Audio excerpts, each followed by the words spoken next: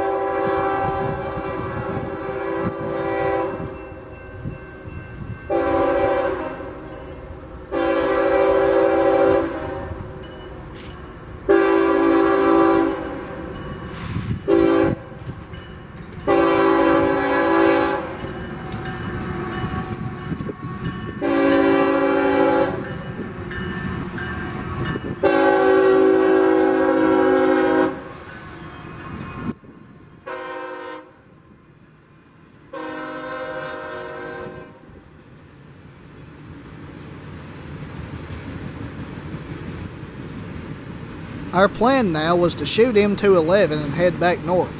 However, as the cameras were still directed towards the funnel, the sound of a horn caught us off guard. Here come I-026, intermodal traffic bound for Bedford Park, Illinois. We had ourselves a rolling meet.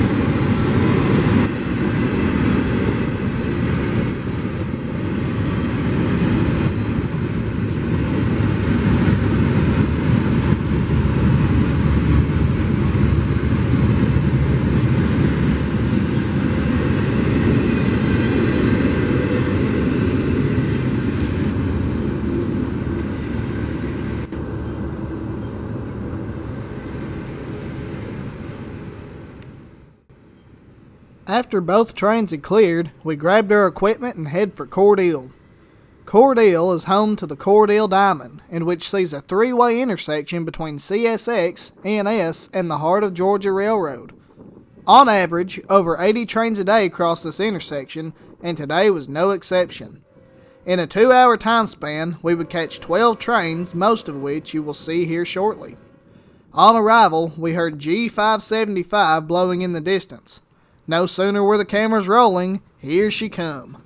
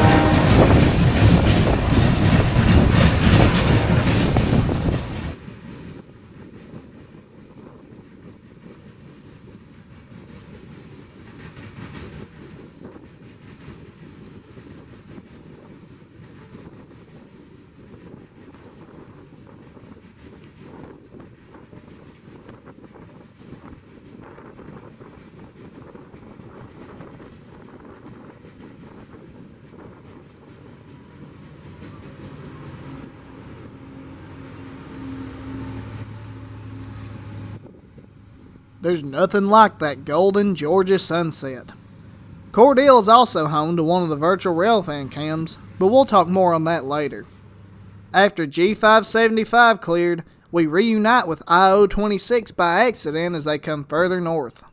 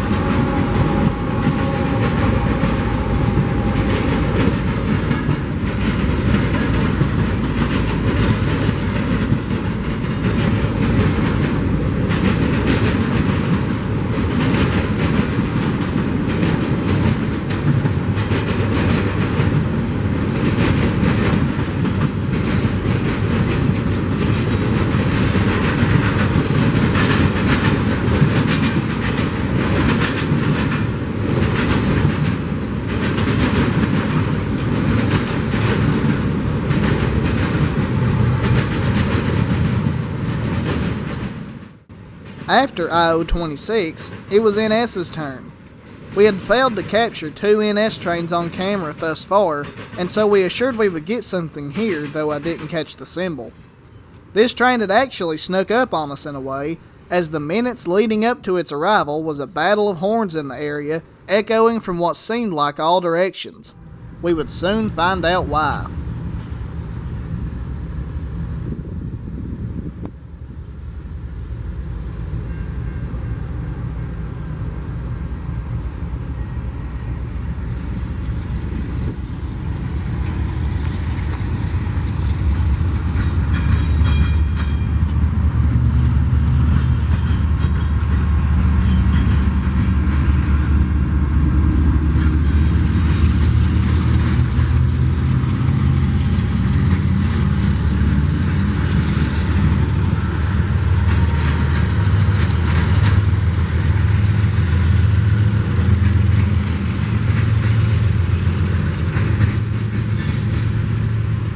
No sooner had NS cleared the Diamond, the signals would light up for another northbound for CSX.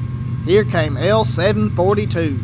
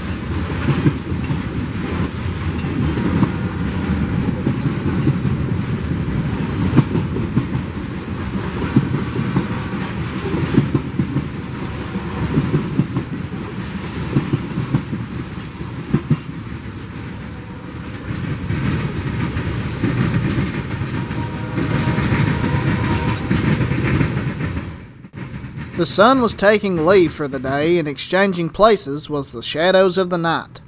In the last sliver of light, M515 made its appearance, sporting CSX 500 in the consist, the Spirit of Grafton.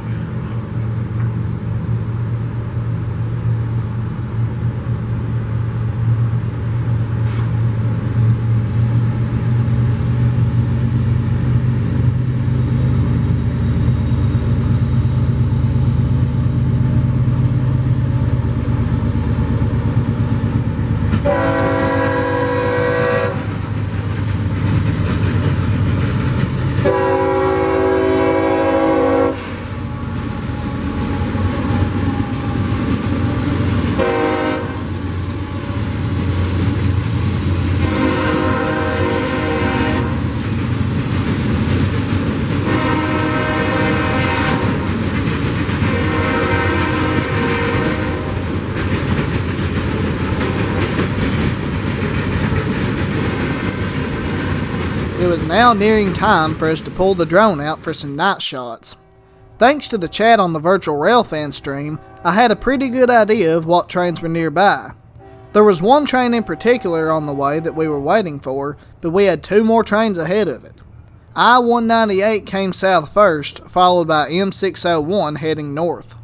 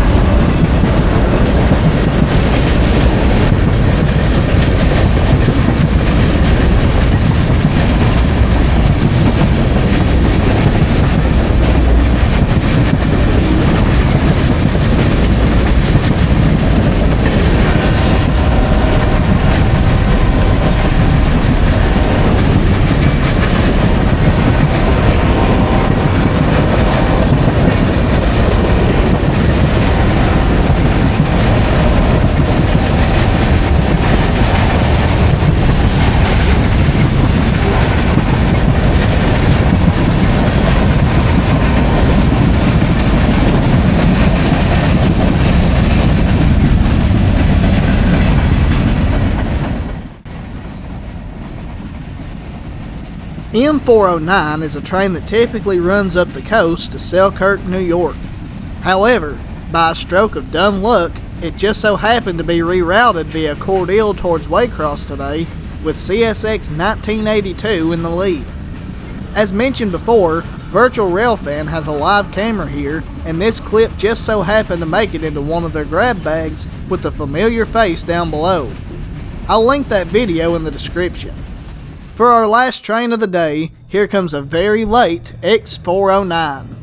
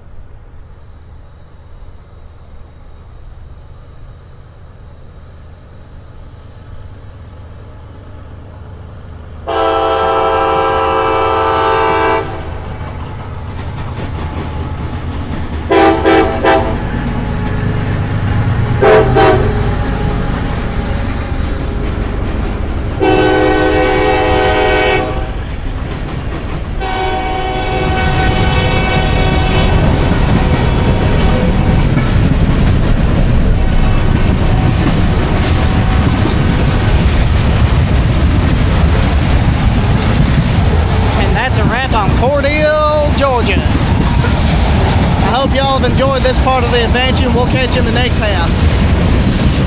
Railfan Micah Turner. Say hello to the virtual Railfan camera.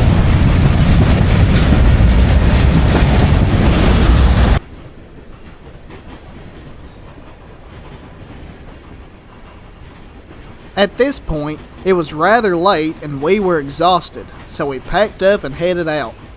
We decided that it would be best to hit the traffic through Atlanta at night, and so we opted to take an extra 2 hours to drive on through and find a hotel and be ready for more fun in the morning. I hope you've enjoyed our Georgia adventure, and I hope you'll join me in part 3 where we visit the Tennessee Valley Railroad Museum. Until next time, from the coalfields, this is Railfan Micah Turner. God bless y'all.